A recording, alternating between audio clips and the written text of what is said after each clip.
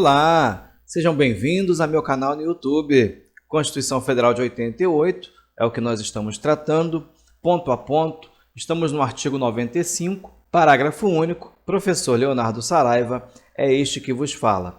Muito bem, continuando o artigo 95, vamos falar sobre as vedações aos juízes. Muito cobrado em prova, vou passar as informações mais importantes e você não vai errar a questão. Quer ver? O parágrafo único do artigo 95 diz assim: aos juízes é vedado. Inciso 1º, exercer, ainda que em disponibilidade, outro cargo ou função, salvo uma de magistério. Inciso 2º, receber a qualquer título ou pretexto, custas ou participação em processo. Inciso 3º, dedicar-se à atividade político-partidária. Inciso 4º, receber a qualquer título ou pretexto auxílios ou contribuições de pessoas físicas. Inciso 5º, exercer a advocacia no juízo ou tribunal do qual se afastou antes de decorridos 3 anos do afastamento do cargo por aposentadoria ou exoneração. Muito fácil, muito simples. Vamos destacar aqui os pontos mais cobrados em provas. Veja o seguinte: é vedado, é proibido aos juízes o que? Exercer, ainda que em disponibilidade. Questões literais vão colocar para você assim: exceto em caso de disponibilidade, e vai passar despercebido. Outro cargo ou função, salvo uma de magistério. É terminantemente proibido pela Constituição Federal um magistrado exercer outro cargo ou outra função. A única função que é permitida é a de magistério. Ok? Fácil, simples e objetivo. Para que você entenda os motivos, eu trouxe 2 julgados importantes. O primeiro diz o seguinte: a atuação do magistrado no campo do ensino há de ficar limitada ao magistério, não alcançando participação em deliberações da entidade que o implemente. Veja, um magistrado não pode ser, por exemplo, coordenador de curso.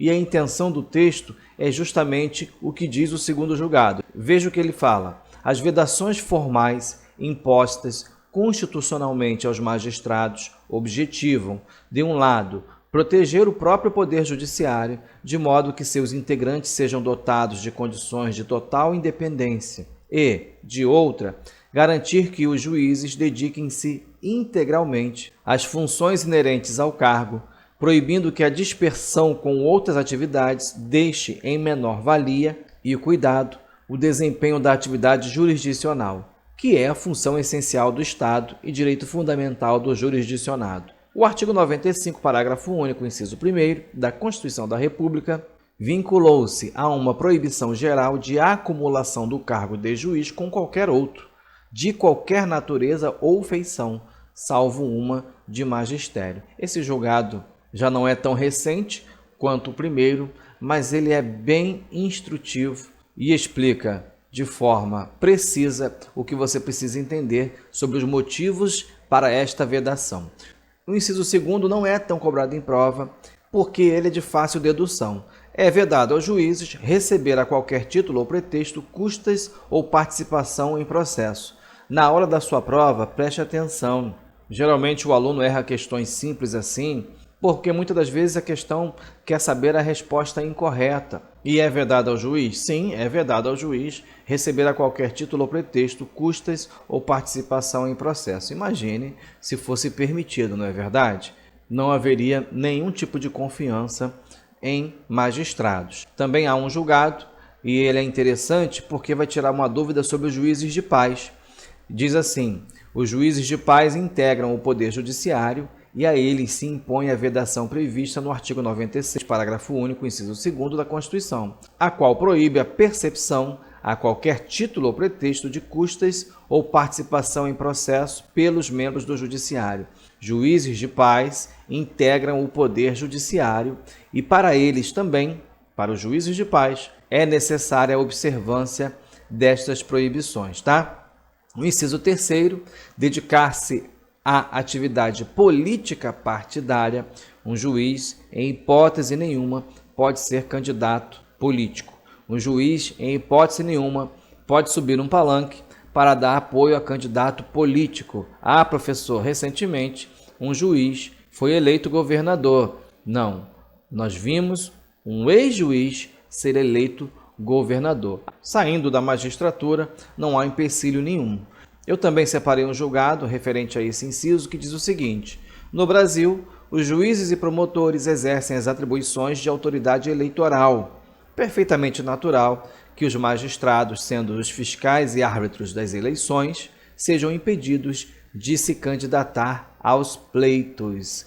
Um julgado relativamente recente que explica o motivo dessa proibição. No inciso 4º, receber a qualquer título ou pretexto auxílios ou contribuições de pessoas físicas. Veja que o inciso 2º fala de receber custas ou participação em processos. Um juiz jamais poderá receber uma custa judicial. E o inciso 4º vai falar de auxílios e contribuições de pessoas físicas. Esse inciso também é de fácil dedução. Dificilmente o aluno erra essa questão na prova, exceto pelo que eu já falei. Não prestar atenção se a alternativa está pedindo a correta ou a incorreta. Não prestar atenção na alteração do texto, tá? Fique ligado para você não errar essa questão em prova. E o inciso 5º, esse chove, esse aqui verdadeiramente. Você não pode fazer uma prova, principalmente uma prova do Poder Judiciário, sem entender o artigo 95, parágrafo único, inciso 5º, que vai dizer o seguinte: é vedado aos juízes exercer a advocacia no juízo ou tribunal do qual se afastou antes de decorridos 3 anos do afastamento do cargo por aposentadoria ou exoneração.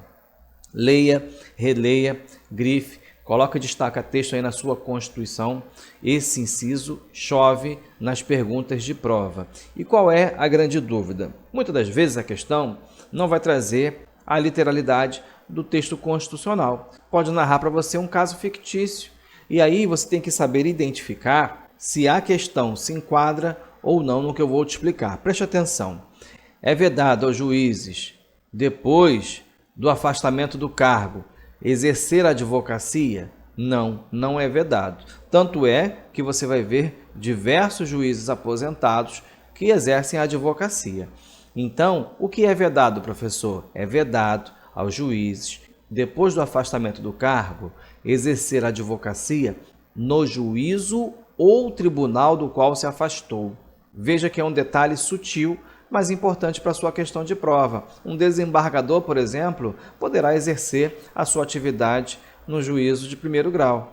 No primeiro grau de jurisdição, juiz aposentado do TRT poderá exercer a sua advocacia no juízo civil sem problema nenhum. É vedado no juízo ou tribunal do qual se afastou. E também essa proibição, ela tem um limite temporal. Qual é o limite temporal? Durante 3 anos. Depois de decorridos 3 anos, não há proibição alguma. Isso chove em prova, chove em concurso, não erra essa questão, tá? Na próxima aula, vamos para o artigo 96, vamos falar sobre a competência privativa no Poder Judiciário, tá? Chegamos ao fim. Se você gostou, curta, compartilhe, se inscreva no canal e Deus abençoe você.